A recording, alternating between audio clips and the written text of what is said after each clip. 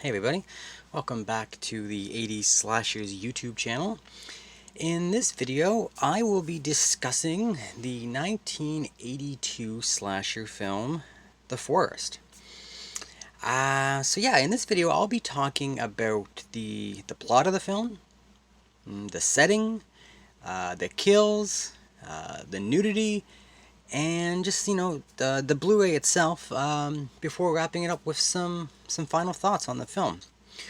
So let's just get into it. So the Forest is a this is a film that's considered a really low budget slasher. I believe the budget for this was around $40,000, and it kind of shows. Not in a bad way. It just shows that it's, you can tell watching this film that there wasn't a lot of money behind it, which, is a good and a bad thing. It's kind of charming. I like these low budget slasher films. In some ways, this is similar to the more popular slasher, Don't Go in the Woods. They also have like a really small budget, some quirkiness to them. Um, the wood setting is similar. Obviously there's some differences. But for the most part, they're comparable films. So I know a lot more people have seen Don't Go in the Woods. Um, so yeah, this is within that same look and feel of that film. Now the one obvious difference between those two films, um, is that The Forest incorporates a supernatural element into the story, by way of like a ghost story. So let's say we'll talk about that a little later, but it does set it apart from other slashers. Especially the early 80s slashers, when that was, the supernatural slashers were more frequent, as the decade went on, especially when you get to like the late 80s. I don't know if it's something where a lot of the ideas were used already, so they're looking for new, fresh, creative ways to make a slasher interesting, so they threw in like a supernatural element. Yeah, that so in these early films you don't see it as often. So in that sense, this is kind of interesting.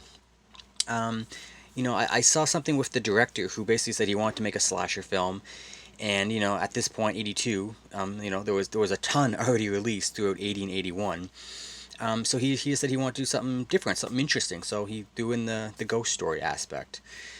Um, yeah, so we'll like I said, we'll talk about that more.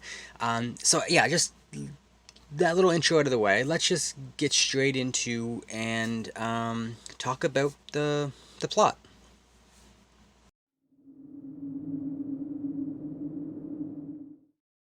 All right, so the plot of The Forest, again, low budget film, so very simple.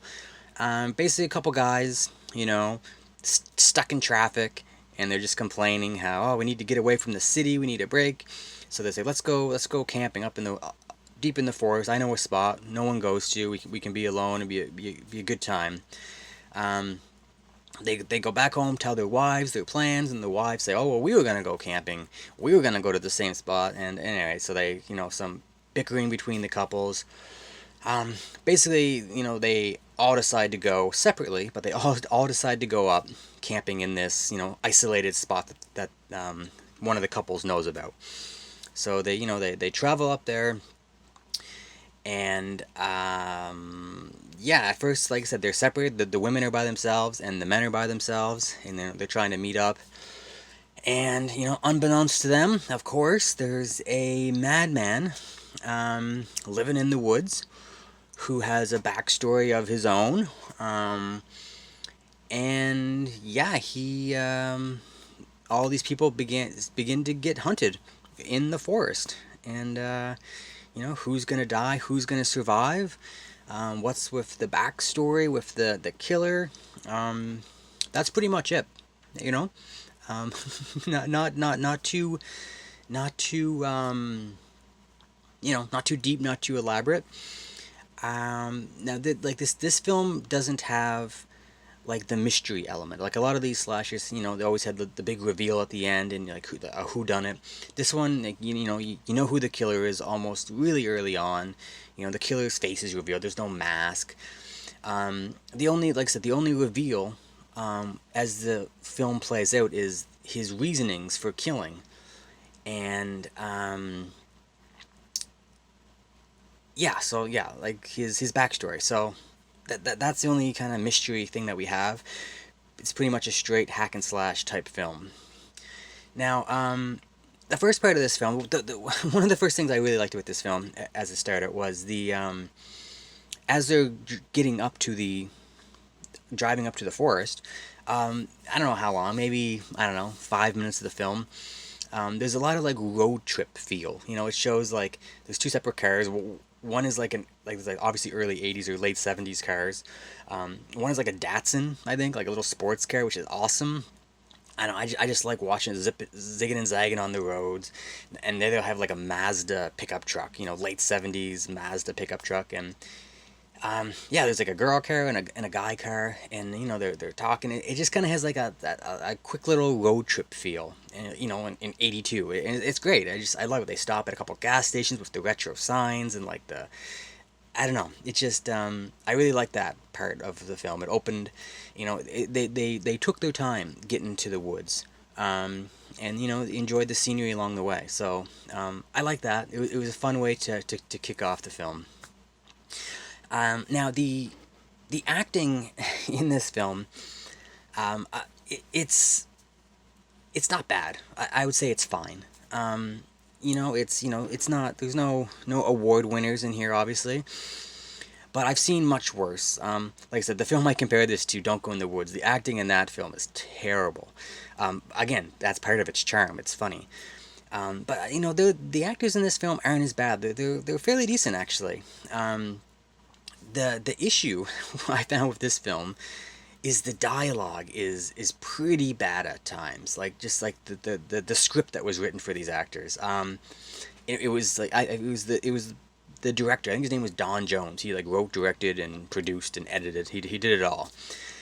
And yeah, the the dialogue at times is it's in a way it's that funny bad type, but it's still bad.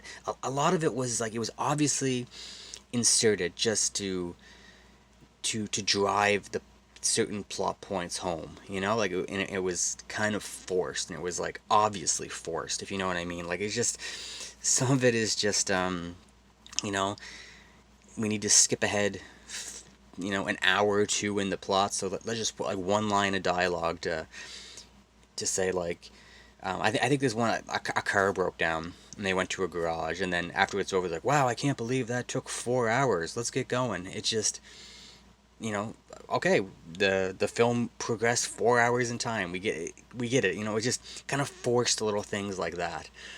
Again, it's typical for this genre of film. So I don't mind it. But for whatever reason, it just seemed more obvious in this film. It stood out a little more, and there was a lot of it. Just really cheesy, corny lines of dialogue. Please, please leave me alone. Why do you want to hurt me? Oh, I don't want to hurt you, but I'm starving to death. I haven't had anything to eat for days. One of the special features, which we'll talk about, one of the actors even said that he's like, "Oh man, when I was filming this, I felt like everyone's gonna laugh, like some of these lines I was saying." But he's like, "I don't know, people seem to like it," and but at the time they even knew that it was cheesy dialogue, but yeah, that's fine. So yeah, so the big thing that, like I said, I have to talk about this is the supernatural element. Now I should say there might be some brief spoilers. I'm not gonna spoil anything, but anything major, but some brief spoilers. So basically, like I said, this is like a ghost story.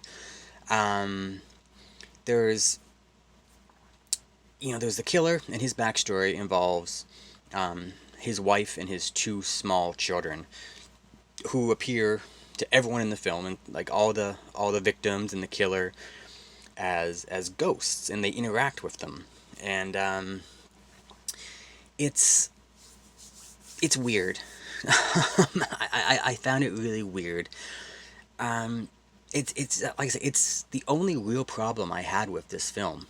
Like usually I don't mind supernatural slashers, if they're done right, if they make sense. You know, like there's a certain way to tell a ghost story. Um, but here, it seemed kind of pointless. And it wasn't really ever explained, like why they're ghosts or why they're living where they're living, why they're doing what they're doing. They just kind of pop up, and you realize like, oh, okay, these are ghosts, and the kids are weird and creepy, which is okay. There's like a weird voice thing. They talk with this weird voice, and it just, I don't know. It's like I don't know. I found it weird. I wasn't a big fan of it. I just, to be honest, I just wish the the ghost aspect was kind of omitted from the film because it's just kind of unnecessary. They could have just made it out with just a crazed lunatic living in the woods. He could have had the same backstory. He could have done all the same stuff that he had done, but without the ghost stuff, it's still fine. But again, I think it was inserted to, I don't know, I guess to drive the plot forward, maybe. I don't know. I felt like there was a better way to do it. Again, not a big thing. It didn't ruin it for me. It's just a little unnecessary. So I don't know. That's my gripe with this film. Yeah, it is what it is, I guess. So another thing that I did like about this film, and it's kind of infamous. If people who have seen this film, it's probably the one thing they talk about the most. There's a flashback scene that takes place, and it's kind of a long flashback scene, which is kind of funny, but it's really hokey, really silly. But there's like a there's a fight. There's a fight scene that occurs between two men in this flashback, and it's awesome. It's so funny. It's just, it doesn't make any sense. One guy is chasing another guy, and he has like a pitchfork, and then the other guy like knocks him over, and then he gets up, turns around, runs 5 feet the other direction, and then the guy is there again. He jumps out with an axe this time, all these different weapons, and it's like how he's getting in front of him. It's just the way it's edited. It's hilarious. It's just, I have to think it was made that way. I don't know, but it's really funny. It's kind of a highlight. Definitely for that. It's really good. Another thing I liked about this film was there was some nature, a man versus nature survival elements, that are really good. I really like that in these films. Kind of like, if you've seen the film Just Before Dawn, same thing. That one's really high on the survival elements. Kind of like a Deliverance type thing. This one not as much, but there is some elements. People trying to climb like rocks and boulders and trying to survive rapids and waterfalls and whatnot. Yeah, I like that. I like how that's incorporated into this. So that's a plus for the forest. Um, and the last thing that's worth noting about this film is the score. There's some really cool like synthesizer music that comes on every once in a while. Whenever like a kill is gonna occur or something like that.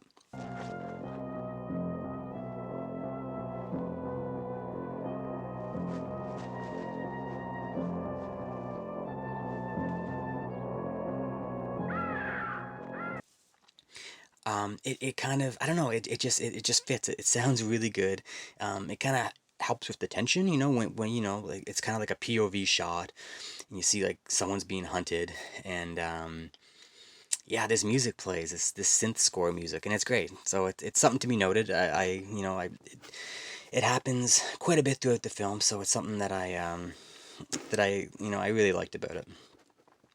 So yeah, so overall the plot, The Forest has a decent plot. Something. It's not nothing original, nothing we haven't seen before. The acting is fine. The dialogue is funny, charming, cheesy, but it's pretty bad at times. Not all of it. Some of it's fine, but there's just these key moments put in, these key lines of dialogue that really cheesy. Um, and of course the ghost story element to this. It's just, It's just unnecessary in my opinion. Maybe some like it. It just didn't work for me.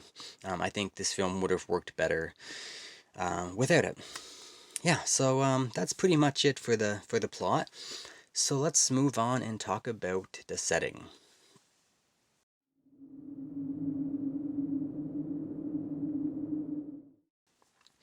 All right, so as the title implies, the majority of this film takes place in the woods. In the like the deep woods, like backcountry, not just like your nature walk in the woods. This is stuff you have to drive miles and miles to get to. Then you have to hike from as far as the cars. Once the cars stop, you have to hike another couple hours. Like it's deep, deep in the woods. Um, and I thought it was great. The some of the scenes shot. I thought they did a really good job of filming some of these nature shots, and they really captured the isolation and when these people are out in the woods by themselves. And there's some like really good set pieces in this film, like beautiful. Like I think one of the directors, one of the actors was like, this is like a $40,000 budget, but the it was like $1 million sets because it was the nature they had. Like it was just unbelievable. Like there's things with like large rock boulders and like cliff faces and stuff that they're walking through and walking by. Like some deep caves that they're hiding in and stuff like that. There's some waterfall scenes. It's just some really key pieces that just they I don't know, they scouted some good locations and they shot some scenes around there. It's really good. I really enjoyed the deep woods setting in this film. And some of these scenes, like I said, some of these scenes played into like those nature survival elements, like the waterfall and the rapids, and they incorporated it into the story and into the tension. So yeah, two thumbs up for the way in the places it was filmed. I really liked that. Now, for me, I'm someone who's a sucker for these films set in the deep woods because it's scary as hell to me. Like I find these really scary. Um, I don't know. It's just something about like when you're deep back in these woods. There's no one around. There's no one to help you. If you get hurt, you get injured. You're in trouble, and couple that with someone hunting you, like a crazed killer hunting you. It's just the whole vibe of it is really scary to me.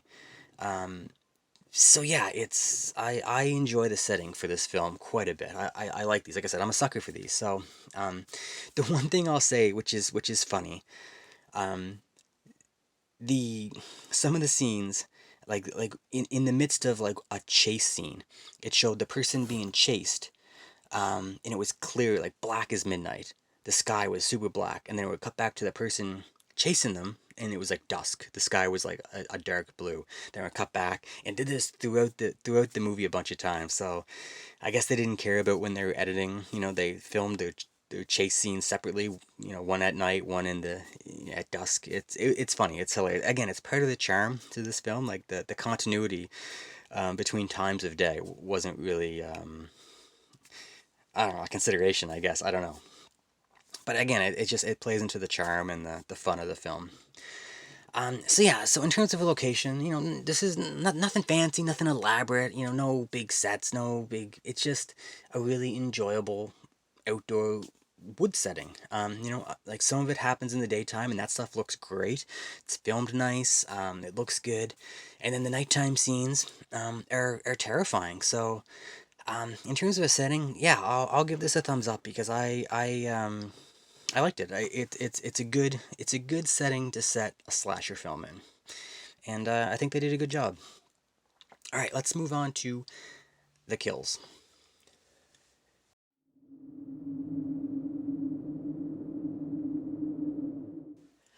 All right, so the forest has a total of 7 kills. Now this is not the most gory film. Um, there was enough decent blood effects to keep me interested, but this is nothing. This is not the highlight of the film for sure. This is a low budget, $40,000. It's just I'm sure they did what they could do. with the budget that they had. About half the kills, there's like not much, like they're off screen, or they're just really quick, and just a quick from behind or something like that. They're just, yeah, like I'd say half the kills there's no practical effects, no blood effects, no nothing. But the few ones that we did see, they were pretty good. There were, like I said, there was some good stabbings. Like you see the knife going in, twisting and whatnot, and there's some blood pouring out. So those were good. There was a couple after effect kills, like you don't see the kill, but then the camera cuts and they have like like a practical effect of like a slit throat, and it looks good. You don't see the actual slice, but it looks good. So I was okay with the kills in this film. There's one kill that takes place, and it involves like multiple stabbings of a victim, and you don't really see the knife going in, but you just see the attack. The camera's panned out a little bit, and you just see the person attacking the victim, and it's pretty brutal. It's over and over again, and it's pretty vicious, and it just kind of had like a realistic feel, like if you were watching someone getting stabbed, it's kind of what it would feel like, and it was pretty brutal. And the victim was like screaming and yelling as getting stabbed. It's like, no, please don't. It was, yeah, it was visceral. There was a couple scenes in the Final Exam that was very similar. The killer, like with a big knife, and just going to town, stabbing someone, and it just had that. I don't know. It looked like realistic to me, kind of. I don't know. So that was a good one. So and there was also like a really good compound fracture, like someone broke a bone in their body, and they took a look at it, and it was a good practical effect of a bone basically sticking out of the skin. So that was a good effect. So, like I said, not all the kills you know, were bloody or gory or anything like that, but the few that we did get, I think they did a good job for the budget that they had. So yeah, so overall for the kills, I would say, not great, not bad, but there's some stuff in this film, and for, like I said, a $40,000 budget, I think they did a good job. Yeah, so that's it for the kills. Let's move on and talk about the nudity.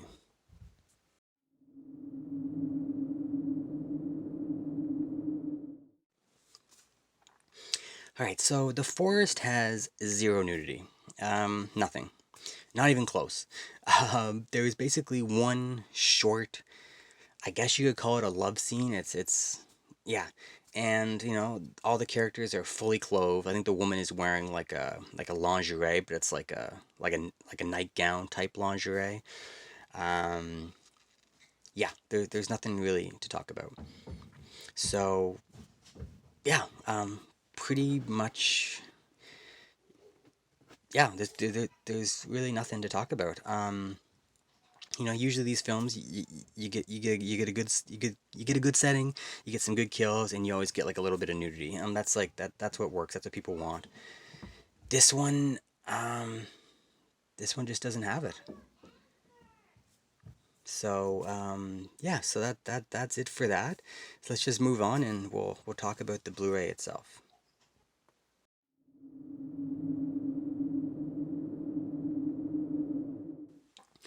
All right, so this Blu-ray was put out by Code Red, and this is the second release by them. This was released a few years back. It's been long out of print. You haven't been able to get it for, if you have, it's been super expensive. So they just released this in 2021, this year, and yeah, I'm super glad I did, because I missed it the first time.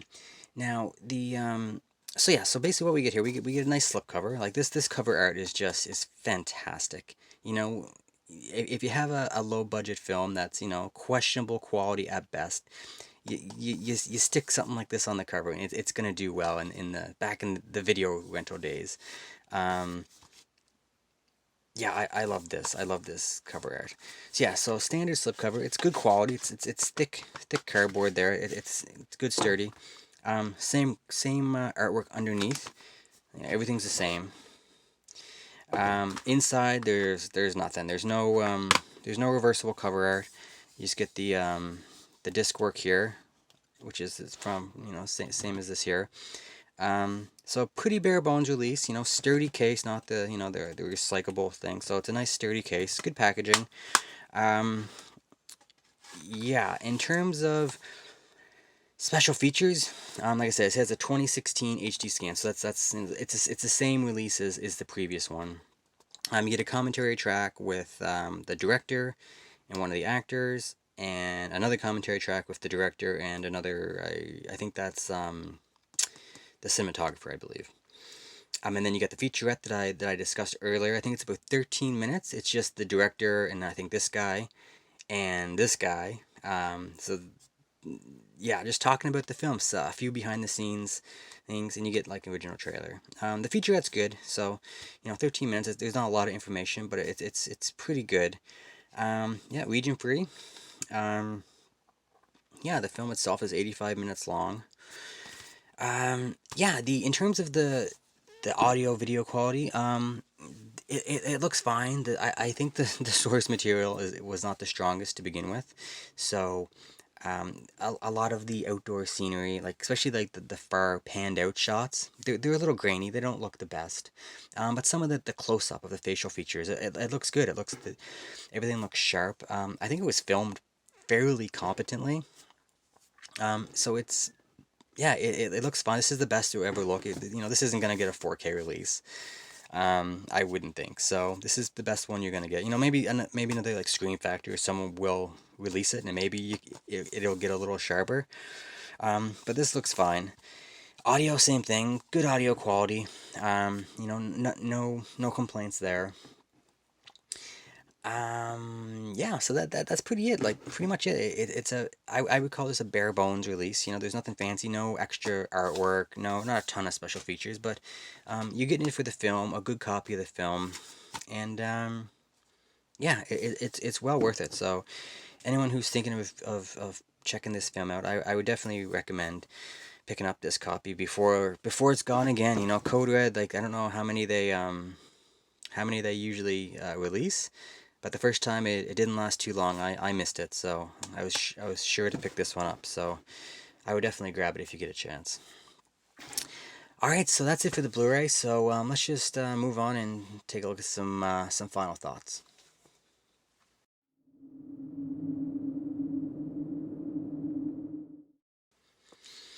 All right, so The Forest. I like this film. I did. I thought it was fun. It's a good. It's a.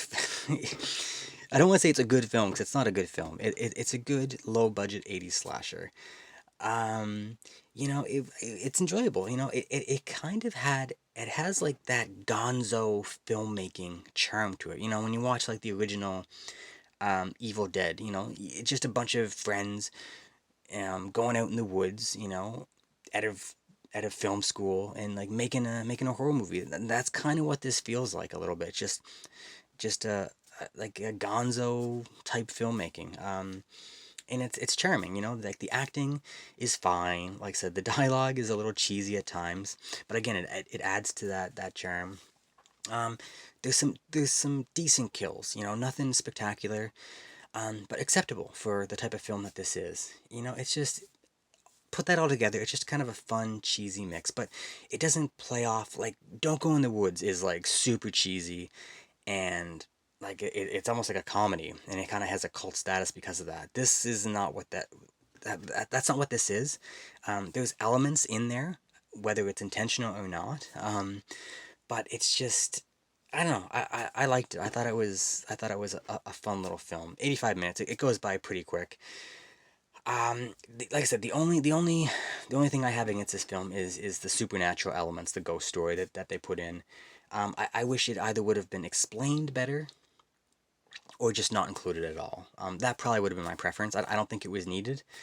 But I'm gonna recommend The Forest to fans of low budget slashers. You got to know what you're getting when you go into this.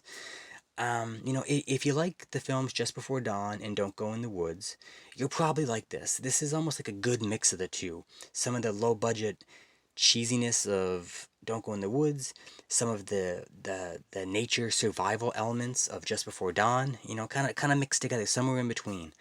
So yeah, so I'm gonna give this a thumbs up. I like The Forest.